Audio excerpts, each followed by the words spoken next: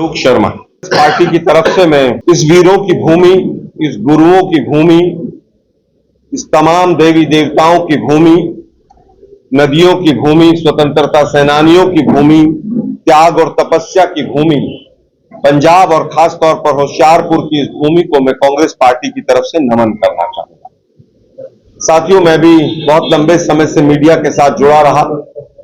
आज का हमारा जो मूल मकसद था वो यही था कि आप लोगों से रूबरू हुआ जाए, आप लोगों से एक मुलाकात की जाए।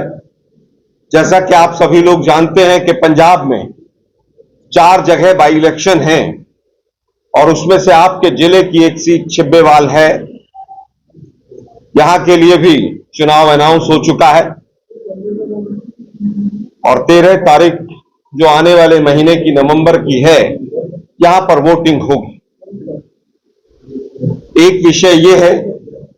दूसरा विषय हमारा है कि आज हमारे लीडर ऑफ अपोजिशन भी तमाम मंडियों में गए हुए हैं और जिस तरह से आम आदमी पार्टी, केंद्र सरकार और जमाखोरों का एक नेक्सस पंजाब के अंदर इकट्ठा हो गया है, जिस तरह से जीरी की फसल तैयार है, धान की फसल बिल्कुल तैयार है और उसके साथ साथ जो चीज यहां पर होनी चाहिए थी कि मंडियां खाली होनी चाहिए थी, गोडाउन खाली होने चाहिए थे, एफसीआई एक्टिव होनी चाहिए थी, राज्य सरकार एक्टिव होनी चाहिए थी, लेकिन दुर्भाग्यपूर्ण है कि जिस तरह से आज पूरे पंजाब के सूबे के अंदर मंडियों की जो दुर्दशा इस वर्तमान की भगवंत मान सरकार ने की है,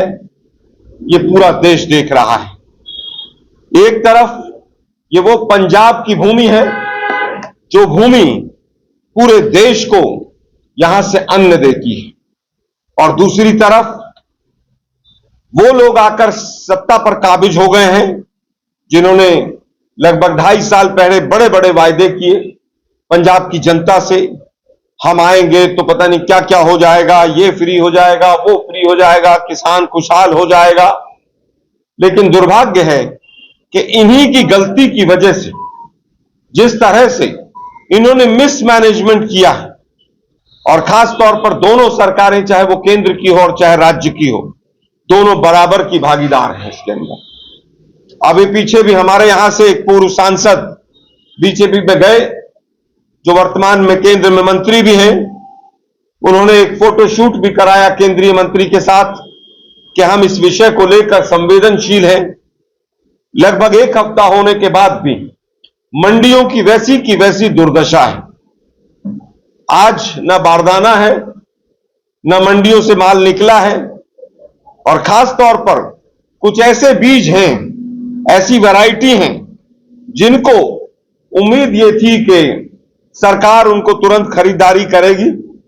भगवान मान जी का वो सेंटेंस मुझे याद है कि आप 627, 28, 29 कोई भी बीज बोल लीजिए आप, हम लेंगे उस बीज को, उस धान को।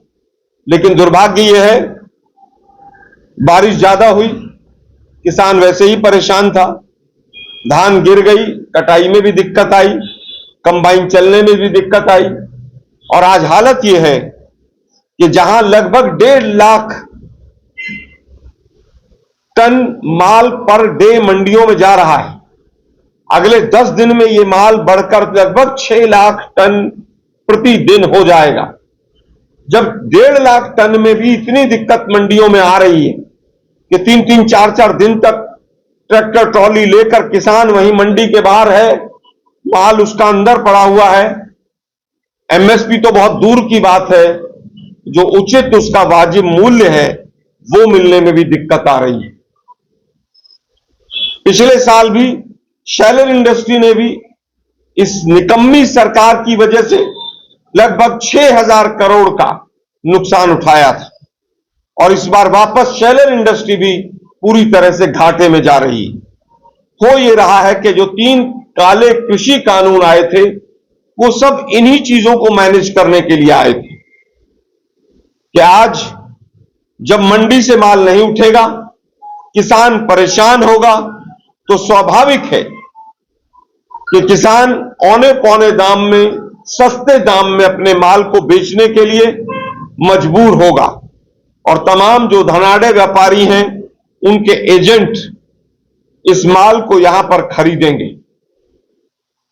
हमारा पहला विषय यह था कि इसकी जांच होनी चाहिए, किसकी गलती है ये, और सरकार से मांग है कि तुरंत जो माल मंडियों में पड़ा है और जो माल मंडियों में खेतों से आना है उस माल की एक लिमिट टाइम में 12 घंटे 24 घंटे टाइम फिक्स हो कि मंडी में जब माल आता है तो उस माल की पूरी तरह से उठान हो, उसका शेलर में जाए या वो गोडाउन में जाए, चाहे एफसीआई ले, चाहे स्टेट गवर्नमेंट का जो डिपार्टमेंट है वो ले, किसान को परेशान नहीं होने देना है।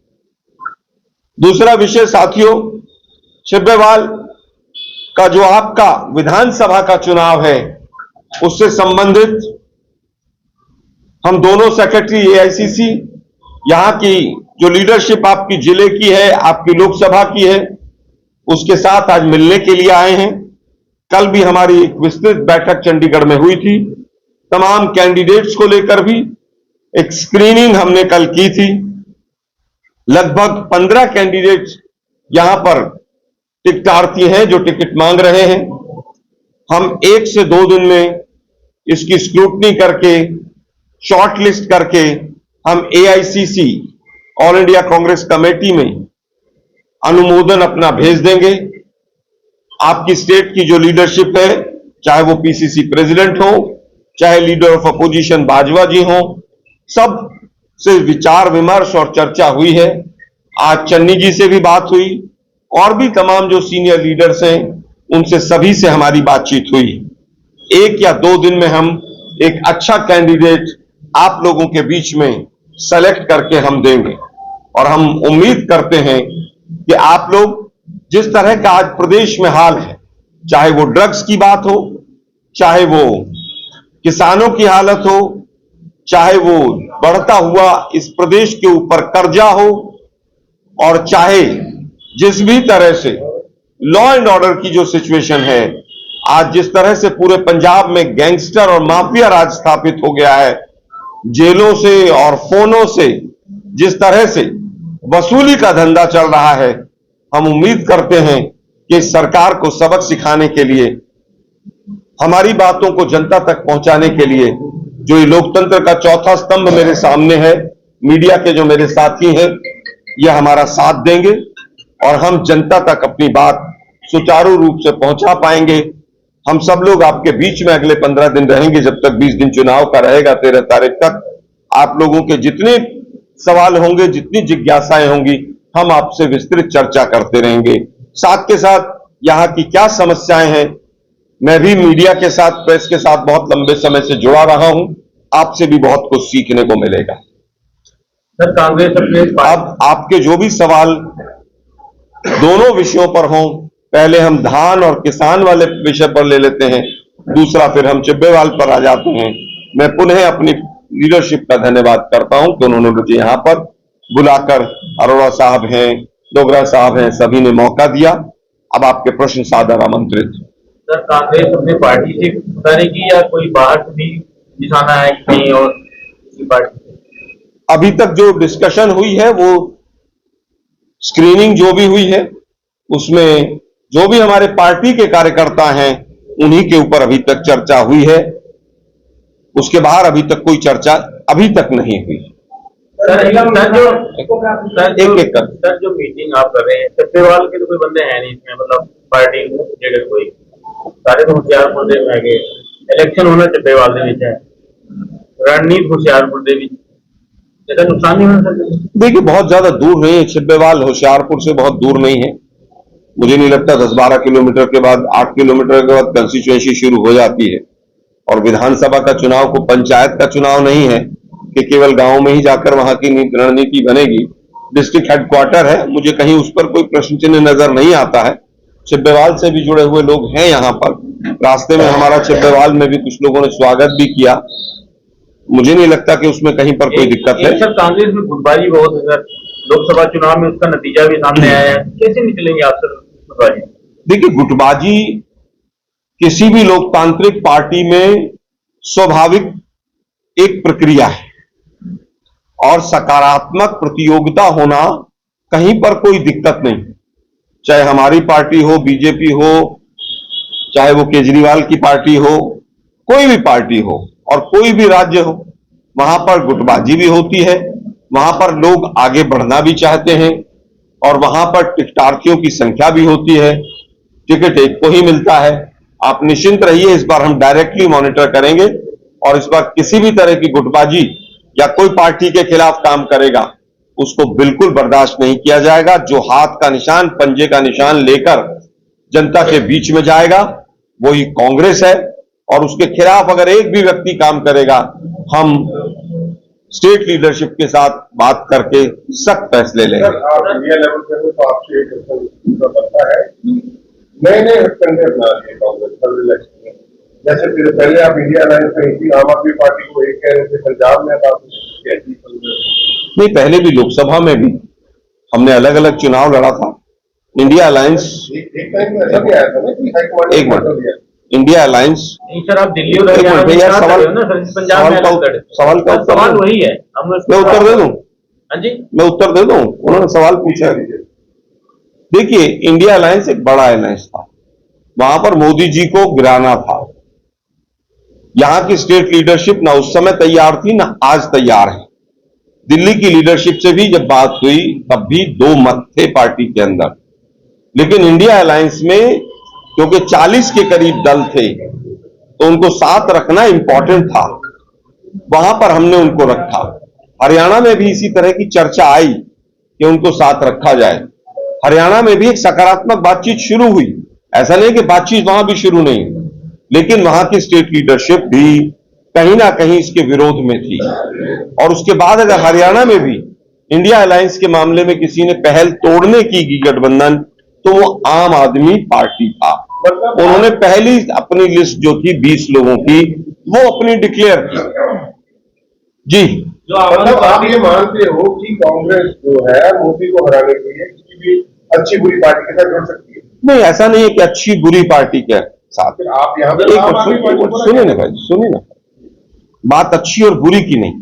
जब एक दुश्मन बड़ा होता है उसको गिराने के लिए कई बार छोटे कदम ऐसे भी लिए जाते हैं जिन पर प्रश्न चिन्ह उठते हैं, और मोदी कोई अकेले नहीं। मोदी खुद तो बनारस में हारते हारते बचे, 1.5 लाख वोट से, वो भी 33 कैंडिडेट्स को बैठाकर डीएम और एसपी के माध्यम से, तब हार से बचे हैं वो। तो मोदी कोई ऐसा वो नहीं है, एक गुब्बारा था, मीडिया के साथियों के द्वारा खास तौर पर फुलाया गया और खास तौर पर नेशनल मीडिया के द्वारा फुलाया हुआ वो गुब्बारा फूट चुका है। अब विषय आता है कि आप क्या औरों से अलायंस करेंगे कि नहीं करेंगे। 1989 के बाद अलायंस की ही गवर्नमेंट्स हैं और मोदी जी के साथ तो जितने अलायंस के पार्टनर्स थे सब छोड़कर चले गए। आज वो नए नए अलायंस के पार्टनर्स ढूंढ रहे हैं। मोदी जी ने जब 2014 में चुनाव लड़ा तो 48 पार्टी थी उनके साथ, आज वो 26, 27, 28, 30 जितनी भी हैं, यही जेडीयू उनके खिलाफ भी थी। जेडीयू ने क्या क्या मोदी जी को नहीं कहा, मोदी जी ने जेडीयू को क्या क्या नहीं कहा। आंध्र प्रदेश के अंदर अभी कुछ दिन पहले अमित शाह जी कह रहे थे कि भ्रष्टाचार मतलब चंद्रबाबू नायडू।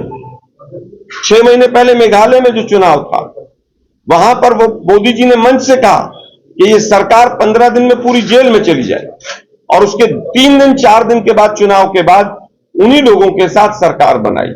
मैं फिर कहूंगा, राज्यवार मुद्दे अलग हैं और कोई भी पार्टी किसी के साथ अलायंस करने के लिए स्वतंत्र है। सर आप कह रहे हैं मोदी गुब्बारा फोड़ के आप हरियाणा के क्यों हार गए थे? अभी बहुत जल्दी चुनाव हुआ है। हरियाणा में 2 विषय रहे, कुछ गलतियां कुछ कमियां हमारी रही और मोदी जी का गुब्बारा हरियाणा में भी फूटा। मोदी जी की हिम्मत नहीं हुई कि जाकर चुनाव प्रचार कर लो। जहां 1-1 महीने पहले चुनाव प्रचार में उतरते थे, इस बार 4 रैलियां की। रोड शो में हर बार उनके वो एम्बुलेंस घुसती थी, इस बार नहीं आई होगी क्योंकि पूरे हरियाणा में एक भी रोड शो नहीं कर पाए। मैंने कहा 2 चीजें, वो तो मुझे भी पता है भाई, जीत गए, है ना। अब सवाल पूछिए ना। आप तंज मत कस, एक मिनट भाई, तंज नहीं, आपकी भाषा तंज वाली है। सर। मैं एक मिनट भाई, मैं उत्तर दूंगा, आपके हर प्रश्न का उत्तर दूंगा। मैंने पहला शब्द कहा कि हमारी भी कुछ गलतियां रही, लेकिन मोदी ब्रांड फेल हुआ वहां पर भी। 9.5 साल तक एक मुख्यमंत्री रखने के बाद हटा दिया और उसकी नो एंट्री कर दी। आप मुझे 3 चीजें बता दीजिए हरियाणा में बीजेपी की उपलब्धि जो मोदी ने की है, 3 बताइए मुझे। एक्सपेरिमेंट तो आपने भी किया यार मुझे छोड़ दीजिए ना, 3 उपलब्धि बीजेपी की सरकार की बता दीजिए हरियाणा में। एक नंबर, एक मिनट सर, एक नंबर। नहीं, हम क्यों बताएंगे यार बीजेपी मैं फिर कह रहा हूं आप, नहीं नहीं, मैं सर मैं फिर कह रहा हूं, आप सवाल पूछिए। एक्सपेरिमेंट सर आप आपने भी किया था। यार एक्सपेरिमेंट राजनीति में बैन हो गए क्या? तो फिर उन्होंने भी कर लिया। अब मैं तब कह रहा हूं कि उन्होंने एक्सपेरिमेंट क्यों किया। मैंने तो नहीं कहा उन्होंने एक्सपेरिमेंट क्यों किया। लगातार कांग्रेस का ये निराशाजनक नहीं है जो आप हार गए, हरियाणा भी हार गए, जम्मू कश्मीर में 6 सीटें आएंगी आपकी। देखिए बिल्कुल, इसमें 2 चीजें हैं। पहली चीज ये है कि कुछ गलतियां, कुछ कमियां हमसे रही। कुछ दूसरा विषय यह है कि पूरा तंत्र जब कैप्चर हो जाता है और जब इलेक्शन कमीशन एक तरफ चलने लगता है, हम जनता की लड़ाई लड़ रहे हैं।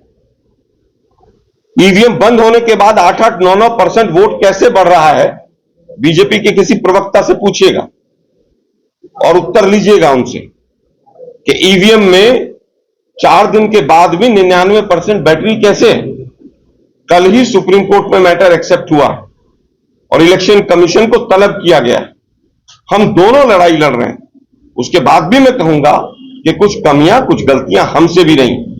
कांग्रेस पार्टी ईवीएम दोनों ज्यादा आजम भी है, जितने हार भी है, जितने जितने वो क्यों नहीं ईवीएम 2018 में जब चुनाव हुआ, हम तीनों राज्यों में चुनाव जीते और शाम को ऐसा ही सवाल एक पत्रकार बंधु ने पूछा। हमने कहा कि ईवीएम से वोटिंग नहीं होनी चाहिए और अगर हम गलत हैं तो इलेक्शन कमीशन और तमाम कैंडिडेट्स के लगभग 100 केस हिंदुस्तान में पेंडिंग है हाई कोर्ट और सुप्रीम कोर्ट में। तो क्या सुप्रीम कोर्ट और हाई कोर्ट भी गलत है? क्या ईवीएम से रिलेटेड जितने केस हैं वो बंद हो गए हैं? 6 महीने लोकसभा के चुनाव के हो गए हैं, क्या इलेक्शन कमीशन ने डाटा अपनी वेबसाइट पर डाल दिया है? आपने देखा कभी डाटा? एक मिनट, कभी देखा आपने? 6-6 महीने तक अगर इलेक्शन कमीशन डाटा नहीं डालेगा, लोकसभा के चुनाव में फर्स्ट और सेकंड फेज के चुनाव के बाद डाटा डालेगा। आप ही लोग अपने टीवी चैनल्स पर स्क्रिप्ट चलाते हैं ना, 11 बजे तक 59%, 25%, 12%। एक मिनट, अगर आपको परसेंट पता है तो total number of cast vote election commission website पे डालने में 15-15 दिन क्यों लगाता है? ये हमारी कांग्रेस की लड़ाई नहीं, ये लोकतंत्र की लड़ाई है। आप इस चीज को समझें। आज झारखंड के लोगों का एक ही चर्चा का विषय बना हुआ है कि कई ऐसी अफवाहें आ रही हैं कि द्वंद्व से केपी आ जाएंगे या किसी और कैंडिडेट को आ जाएगा। क्या आप अपने एमपी कैंडिडेट पे दाव करेंगे? जब ये हमारा इंटरनल मैटर है, अभी से कैसे डिस्क्लोज कर रहे हैं? अलायंस के बारे में सोच रहे हो छत्तीसगढ़ के लिए?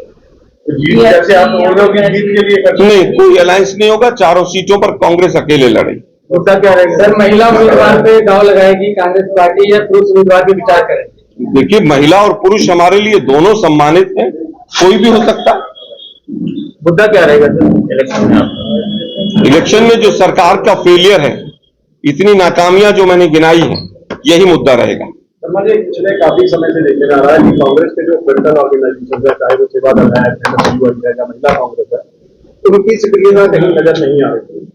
तो क्या इस चुनाव में आप इस चीज पे ध्यान देंगे और इसका क्या कारण रहेगा? और मतलब चारों फ्रंटल ऑर्गेनाइजेशंस को अलग अलग काम बांटा जाएगा और वो क्या क्या काम करते हैं उस पर नजर भी रखी जाएगी। आपका सुझाव अच्छा है, स्वीकार करते हैं।